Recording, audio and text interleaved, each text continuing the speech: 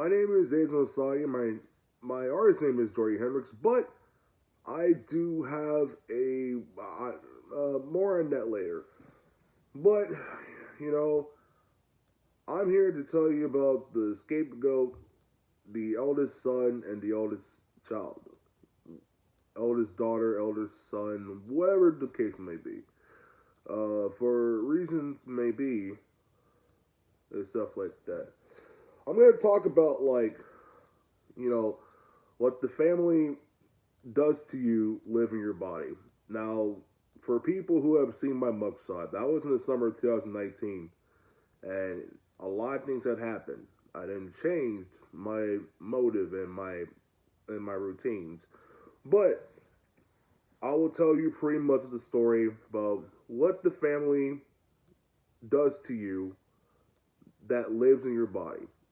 So, how abuse, gaslighting, and chronic stress silently settle into your nervous system, and what it looks like for the scapegoat, the golden child, and the eldest daughter, slash the eldest son. Okay, so nobody told you that the tension that you carry in your law, and the reason you can't sleep, the exhaustion never lifts, and it has a name, it has a history, and it has a family address. Basically more of like me that nobody really talks about. So maybe you grew up on walking on eggshells, and maybe you were the one who could do nothing right, or the one who could never be allowed to fail. Maybe you were the one who had to hold everyone else together before you even finished growing up yourself. Whatever role was assigned to you, knowing or not, your nervous system got the memo, and it has never been carried ever since. So, what we know now, thanks to decades of trauma and somatic psychology, is that the body does not forget what the mind tries to move on from. This is parts, and this is some parts you may could experience this. Childhood stress, emotional abuse, chronic gaslighting, and heartbreak. And they don't just live in memory. They shape the way our organs function. Your immune systems respond, and your muscles hold intentions, and your brain process safety. Now this is not a metaphor. This is physiology. And this piece, I'm going to tell you of what happened specifically to the body of three often overlooked family roles: the scapegoat, the golden child, and the eldest child. These roles don't exist in isolation. They're assigned, enforced, and maintained by dysfunctional family systems, and each one of them carries a different body burden. So now you're asking me. So first, what does chronic stress actually does to a body? Okay, so before we look at each role, it helps to understand what's actually happening biologically when someone grows up in a high stress and emotionally unsafe environment. So the stress response, the rush of control and adrenaline designed to help us survive short-term threats.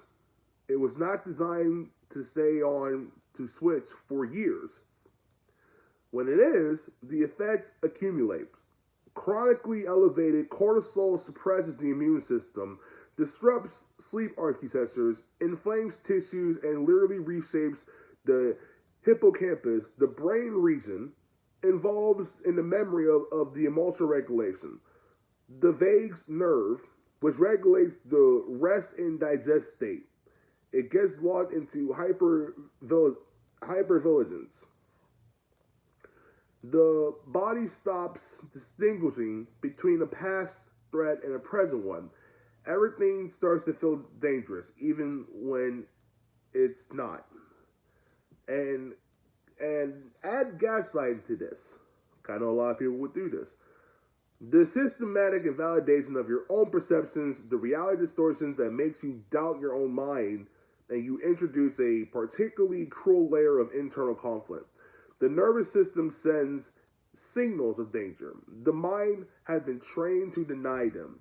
This No, so the dissonance is exhausting in a way that's hard to name, and it shows up as brain fog, as chronic fatigue, as a sense that you're always slightly disconnected to yourself.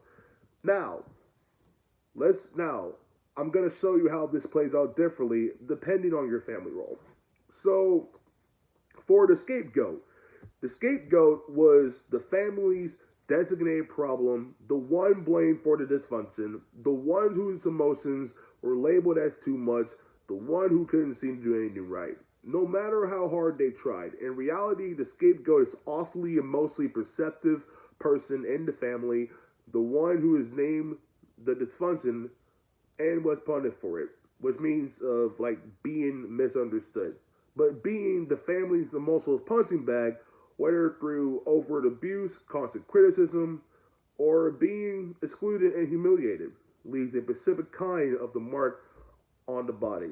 So, how does it show up specifically? Okay, so chronic inflammation and autoimmune flares up, hypervigilance, difficulty relaxing, starting easily, and scanning room for threats.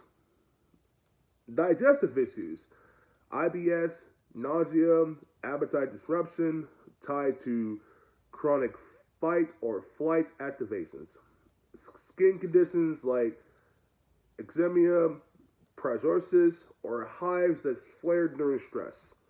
Chronic muscle tensions, especially in the throat, shoulders, and chest, where words and emotions get held. Persistent shame-based depression that feels bone deep, not situational. Difficulty, difficulty distinguishing real danger from perceived. The nervous system stays on alert. Migraines, intense headaches, and the persistence of unworthiness that doesn't respond to logic or reassurance. So the scapegoat's body learned that existence itself is a threat. It means being seen means being heard. The physical systems aren't weakness. They are a survival system that is running at a maximum capacity for years. And the body did what it had to do to get you here. So the second role, the golden child of what the family does to you lives in your body. So the golden child is often the last person anyone thinks to feel sorry for. They were praised, favored, and held up as the family success story. But what looks like privilege from the outside is actually a different kind of trap. Conditional love built entirely on performance. The golden child was loved not for who they were, but for what they achieved, who they reflected, whose ego they serve. The gaslighting here is subtle. You have everything. Why would you be struggling? The golden child is often deeply confused by their own suffering because they were supposed to be fine. But they don't recognize experienced trauma at all, which delays healing considerably. So, how did this show up physically as a golden child? Okay, so anxiety disorders, particularly performance anxieties and fear of failure that fear irrational but are relentless. Perfectionism, driven exhaustion, and ability to rest without guilt, a vague chronic sense of emptiness, not knowing who they are outside of achievement. Disordered eating or overexercise tied to a need to control and maintain ideal status. Nervous system dysregulation that presents as irritability, not sadness. Burnout that comes earlier and hits harder than peers. So the body finally saying, no more. Difficulty with intimacy. They never been loved without conditions. So the closeness feels unsafe. Somatic systems, when they try to fail or set boundaries, guilt, nausea, and chest tightness. And last but not least, emotional numbness. The dissociation from their own feelings tend to stay functional. So the golden child's body carries the cost of self that was never fully allowed to exist. The exhaustion isn't laziness. The anxiety isn't weakness. It's the weight of the performance that was never supposed to end, and a love that was never unconditional. Now, people that has been the oldest son of their family and or somehow been the oldest daughter of the family, I have something for you. And this is role number 3, my favorite one. It is the eldest daughter slash the eldest son.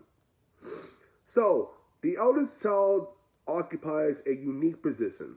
They're they're parentified, responsibilities that belong to adults, emotional, statistical, and sometimes even financial. They were transferred to a child who was still figuring out on how to be a child. So the elders often raised their siblings, meditated their parents' conflicts, and suppressed their own needs to keep the household functioning. They were told implicitly or explicitly that their feelings were a burden. Now, that someone always needed them more, that being responsible was their identity, not just their role. The heartbreak here, or else what they have over there is quiet. So they were so busy of taking care of everyone else that no one took care of them. And it is kind of sad, to be honest. So, how does it show up physically? As the eldest daughter slash the eldest son. And there's so many to this. Chronic fatigue and adrenal dysregulation from years of hyper responsibility, difficulty receiving care, the body literally resists, tended to flinching, deflecting, and minimizing. Insomnia and disrupted sleep, the brain never learned it was safe to fully rest. Jaw cleansing and TMJ disorder, holding tensions, holding words, holding everything together. Anxiety that expresses as hyperplanning and an inability to tolerate uncertainty, chronic back and shoulder pain, the literal weight of carrying too much. That's for a lot of people to understand that part. More on that later. So, grief that surfaced in midlife, sometimes inexplicably for the childhood that wasn't. Struggles with identity. Who am I when no one needs me? Leading to depression or loss of self. And you're wondering why probably this year I have been in loss of self, depersonalization, and depression. Kind of reason why I've been on this. So, and also the immune suppression and freaking illness when they finally showed themselves to slow down. So, the eldest child, which is the eldest daughter slash the eldest son, body held the family together. The aches, the tiredness, the inability to stop, and these aren't character flaws. They are the physical record of a child who was asked to be an adult too soon. So, when does heartbreak and depression enter the picture? So, I will tell you this. People who grew up in these roles don't just carry the weight of family trauma, they often carry it into every significant relationship afterwards. Attachment patterns formed under conditional love, emotional unavailability, or outright abuse don't simply dissolve when we leave home. Heartbreak for survivors of these family systems hits differently. The grief isn't just about the relationship that ended. It reactivates every earlier wound. The body responds accordingly. Immune suppression, cardiovascular stress, which is also known as broken heart syndrome, which is a real clinical phenomenon. Hormonal disruption, and the same nervous system dysregulations that characterize childhood. The loss doesn't feel like one loss. It feels like all of them. Like all of the losses. Depression too. In those contexts, it's not simply a mood disorder. It is often the body's final conversation mode. What happens when the nervous system has been overwhelmed for so long that it begins to shut down? The flatness, the heaviness, the inability to feel pleasure, and these are not signs that something is wrong with you. They are signs that something was done to you and your system responded the way it only knew. So, you were not broken. You were responding intelligently to a breaking environment. The gaslighting later. The gaslighting later. Why you didn't know. And I wish someone would tell me this in my college years. But I'm going to say it anyway for people who do need this advice. So, one of the most insidious effects of growing up with gaslighting is that you learn not to trust your own body. When you were told your feelings were wrong, dramatic, or invented, you learn to dismiss the signals your nervous system was sending. The stomach ache before a family dinner. You learn to push through. The dread, the dissociation, the way your chest closed up around certain people. You called it being too sensitive. The disconnection between bodily experience and conscious awareness is one of the reasons so many survivors that don't connect their physical systems to their history. The headaches, the fatigue, the digestive problems, the skin issues, they get treated in isolation. As medical problems involve emotional context for years, sometimes decades. So healing often begins with a simple radical act. Believing what your body has been trying to tell you all along. So here are the pathways to somatic healing worth exploring. So, and these are not prescriptions like doctors will tell you and nurses will tell you. They are doors. Everybody is different. What works is what works for you. So let's start this. This thing. Somatic therapy. It approaches like somatic experiencing or sensory mirror psychotherapy work. I don't know how to do that, but it works directly with bodily sensation, not just a narrative. EDMR, evidence-based trauma processing that engages the body bilateral processing system. The nervous system regulation practice. So, breathe work, cold exposure, vagal toning exercises. Body-based mindfulness. Learning to listen to sensation, not judgment. And not just cognitive mindfulness. Movement with permission. Gentle, non-performance movement, such as yoga, walking, dancing, anything that invites a relationship with your body rather than control over it. So the community and co-regulation. The nervous system heals a relationship. Safe connection is medicine. Reducing the gaslight loop. Okay, so reducing contact or going no contact when possible. It removes the ongoing source of this escalation. So, to the note on naming this, there's something quietly powerful about putting language to what happened to your body. Not for blame, through anger is valid and often necessary. Because I do it too. But because naming creates clarity, clarity is the beginning of the nervous system. Learning that the threat has changed. You are not making it up. The fatigue was real. The stomach pain was real.